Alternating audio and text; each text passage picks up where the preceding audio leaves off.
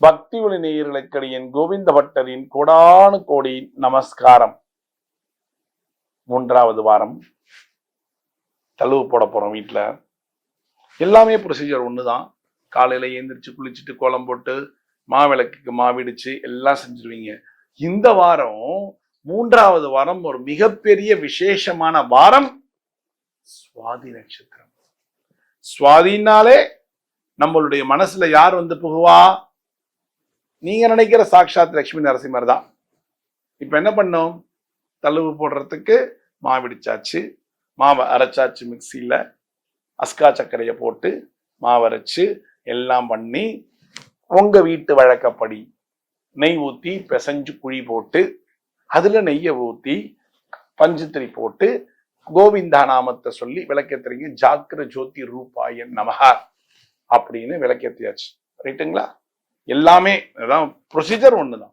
காலையில குளிச்சு கிழிச்சு நெத்திட்டோ உங்க வீட்டுல வந்து சமையலுக்கு விளக்கேத்திட்டு சமையல் ஆரம்பிங்க. இல்ல நான் சமைச்சுட்டேன் காலங்காலத்துல எழுந்திருச்சுன்னா ரொம்ப நல்லது. தழுவு போடும்போது ஒரு பாயச நைவேத்தியம் பண்ணணும். பெருமாளுக்கு பாயசம் நைவேத்தியம் பண்ணணும். இன்னொன்னு, இந்த சுவாதி நட்சத்திரம் வர்றதுனால நீங்க கருப்பு கொண்டக்கல்ல காலையில முதல் நாள் நைட்டு வேக வச்சு ஊற போட்டு அடுத்த நாள் இந்த கொண்டக்கல்ல சும்மா ஒரு 3 கப்பு சாப்பிட்ற மாதிரி பண்ணிக்கோங்க. ரொம்ப கம்மியா பண்ணிக்கோங்க போதும். தழுவு போடுறதோட இந்த கொண்டக்கடலையும் கருப்பு கொண்டக்கல்லையும் நைவேத்தியம் செய்யுங்கள் சுவாமிக்கு. விளக்கு எப்படி ஏத்தணும்? ஜாக்கிர ஜோதி ரூபாய் நமகன் விளக்கேற்றி விட்டு அந்த விளக்கு மலையேற தானா மலையேறணும். நீங்க அணைக்க கூடாது. சுண்டல் நைவேத்தியம் பண்ணிட்டு நீங்கள் சமையல் செஞ்சுங்க. நல்ல சமையல் அதாவது பாயசம் வடை எல்லாத்தையும் நல்லா செஞ்சு ஒரு உங்களுக்கு தெரிஞ்சவர்களை கூப்பிட்டு சாப்பாடு போடுங்க. நைவேத்தியம் பண்ணும்போது நீங்க சொல்லக்கூடிய மந்திரம் கோவிந்தா என்கிற நாமம். அதெல்லாம் சும்மா சொல்லக்கூடாதுங்க. கோவிந்தா கோவிந்தா கோவிந்தா அப்படிதான் சொல்லணும். கோவிந்தா கோவிந்தா கோவிந்தா அப்படி சொல்லக்கூடாது. நல்லா புரிஞ்சுக்கோங்க. கோவிந்தா கோவிந்தா கோவிந்தா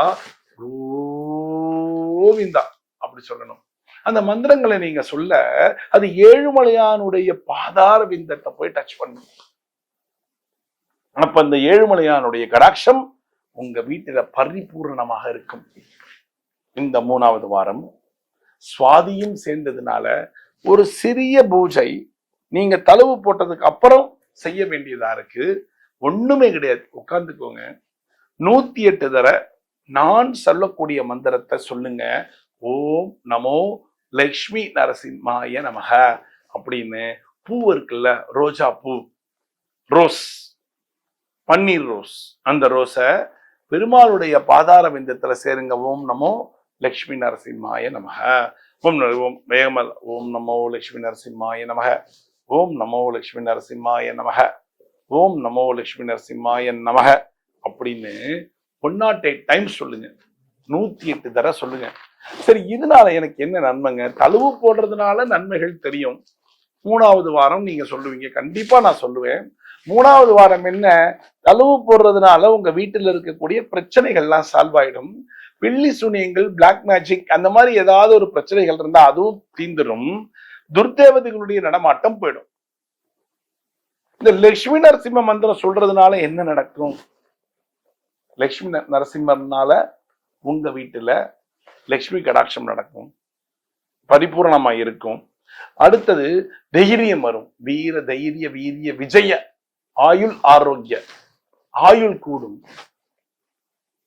லட்சுமி நரசிம்மரை துதித்தாலே போதும், நமக்கு இருக்கக்கூடிய மனக்கவலைகள் எல்லாம் சிட்டாக பறந்து போய்விடும்.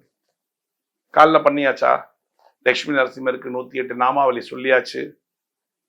பாயசம் என்கிற திருக்கண்ணன் அமுது அதை நைவேத்தியம் பண்ணியாச்சு.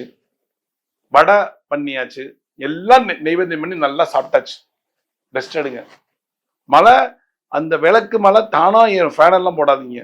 தானா அணையும். அப்படியே அணைஞ்சதுக்கு அப்புறம் கொஞ்ச நேரம் கழிச்சு அந்த மாவெல்லாம் எடுத்து அக்கம் பக்கத்துல உள்ளவங்களுக்கு நீங்களும் சாப்பிட்டு அக்கம் பக்கத்துல இருக்கிறவங்களுக்கெல்லாம் அந்த மாவை கொடுக்கணும்.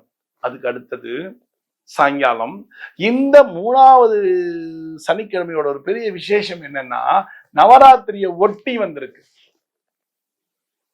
கண்டிப்பா சுவாதி நட்சத்திரம் இருக்கிறதுனால சாயங்காலமும் கருப்பு கொண்டக்கல்ல மொச்சக்கொட்டை சுண்டல் 2 சுண்டல் செய்யுங்க.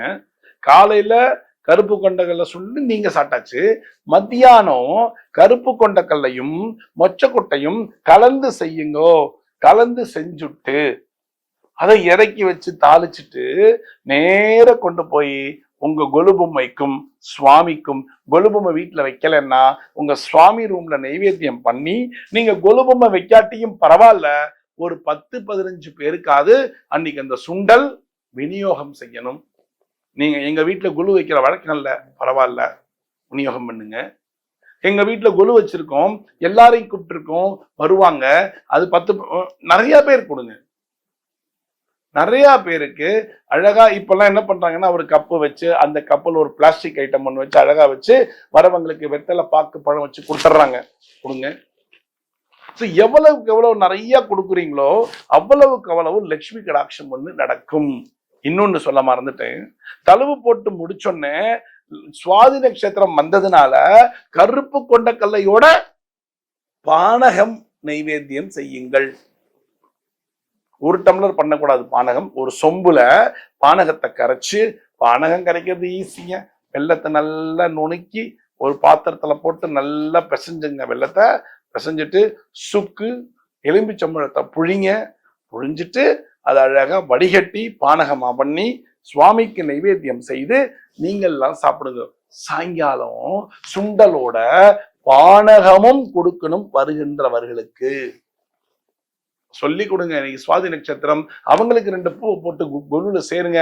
ஓம் ஸ்ரீ லட்சுமி நரசிம்மாய நமகன்னு பூவை சேருங்கன்னு சொல்லுங்க. அவ்வளவு உங்களுக்கு கடாட்சம் கிடைக்கும். லட்சுமி நரசிம்மனுடைய கடாட்சம் அந்த வீட்டிலே இருந்தால் எந்த பிளாக் மேஜிக்கும் ஒண்ணுமே பண்ணாது. ஏற்கனவே இருக்கு, அதுவும் ஓடி போயிடும் இல்லையா? இந்த 3வது வாரம் ஸ்பெஷல் வாரம், நவராத்திரிய ஒட்டி சுவாதியோட வந்த ஒரு வாரம். அப்ப லட்சுமி நரசிம்மரையும் கொண்டாடுவதற்கு தவற விடாதீர்கள். ரைட்டுங்களா? இப்ப என்ன பண்ணணும்? தழுவு போட்டப்புறம் லட்சுமி நரசிம்மரோட மந்திரத்தை சொல்லணும். ஓம் நமோ லட்சுமி நரசிம்மாய நமகா 108 தடவை. சாயங்காலம் காத்தால என்ன பண்ணணும்? கருப்பு கொண்டகல்ல பானகம் போடணும். சாயங்காலம் கருப்பு கொண்டகல்ல வித்து மொச்சக்கொட்டை சுண்டல் போட்டு சுவாமிக்கு நைவேத்தியம் பண்ணி பானகத்தையும் நைவேத்தியம் செய்து எல்லாருக்கும் டிஸ்ட்ரிபியூட் பண்ணணும். அப்ப லட்சுமி நரசிம்மருடைய கடாட்சம், ஏழுமலையானுடைய கடாட்சமும் உங்க வீட்டுல கிடைக்கும். நிரந்தரமான சந்தோஷம் உங்க வீட்டுல இருக்கும். பாசிட்டிவ் எனர்ஜி உங்க வீட்டுக்கு வர ஆரம்பிச்சிடும். எங்க வீட்டுல குலுலாம் இல்ல, ஆனா தழுவு மட்டும் போடுவோம், பரவாயில்ல. தழுவு போட்டாலும் நீங்கள் சாயங்காலம் கொண்டக்கல்ல மொச்சக்கொட்டை சுண்டல் பண்ணி பானகம் நிவேதனம் செய்து எல்லாருக்குமாய் கொடுத்தால் உங்கள் வீட்டிலும் சுபீட்சம் ஏற்படும். நீங்க கொலு வைக்கணுங்கிற அவசியம் இல்ல. கொலு வைக்கிற வழக்கம் இல்லாதவர்கள் கூட இதை செய்யலாம். செய்தால் அவ்வளவு நன்மைகள் உங்களுக்கு கிடைக்கும் என்பது நிதர்சனமான உண்மை. ஆனா 10 - 15 பேருக்கு கண்டிப்பாக கொடுக்கணும். கொலு இல்ல, எங்க வீட்டுக்கு யாரும் வரமாட்டாங்க, பரவாயில்ல, ஒரு தூக்கில் எடுத்துட்டு போயிடுங்க. போயிட்டு உங்க வீட்டு வாசல்ல கூட நின்று எல்லாருக்கும் கொடுக்கலாங்க. எல்லாருக்கும் கொடுக்கலாம். எல்லாருக்கும் கொடுத்தா எல்லாரும் வாங்கிட்டு போய் வாழ்த்துவாங்க இல்லையா? இன்னொன்னு, குட்டி பசங்களா பார்த்து கொடுத்தீங்கன்னா ரொம்ப நல்லது. ஏன்னா அவங்களுக்கு ஒரு ஹாப்பினஸ் இருக்கும். இதுல ஜாதி மத பேதம் எதுவுமே வேண்டாம். சாப்பாட்டுல ஒரு சின்ன பசங்க வராங்களா, ஒரு துண்ணையில போட்டு அழகடைய சாப்பிடுறா குட்டி பிள்ளை அப்படின்னு கொடுங்க. அழகா சந்தோஷமா வாங்கிட்டு போவாங்க. செய்றீங்களா? செய்யுங்க. சுபிக்ஷம் தானே வாழ்க்கைக்கு தேவை, வேற எதுவுமே தேவையில்லை. அதனால நீங்கள் எவ்வளவுக்கு எவ்வளவு சுண்டல் தானம் கொடுக்கிறீர்களோ, எவ்வளவுக்கு எவ்வளவு பானகம் தானம் கொடுக்கிறீர்களோ, அவ்வளவுக்கு எவ்வளவு உங்க வீட்டுல லட்சுமி நரசிம்மனுடைய கடாட்சமும் அந்த கோவிந்தராஜ பெருமாள் ஏழுமலையானுடைய கடாட்சமும் உங்கள் வீட்டிலே நிறைஞ்சிருக்குங்கிறது நிதர்சனமான உண்மை. மீண்டும் ஒரு சாஸ்திர சம்பிரதாயத்தை நான் உங்களை சந்திக்கிறேன். பக்தி ஒளி நேயர்களுக்கு கோவிந்த பட்டரின் கோடான கோடி நன்றிகள்.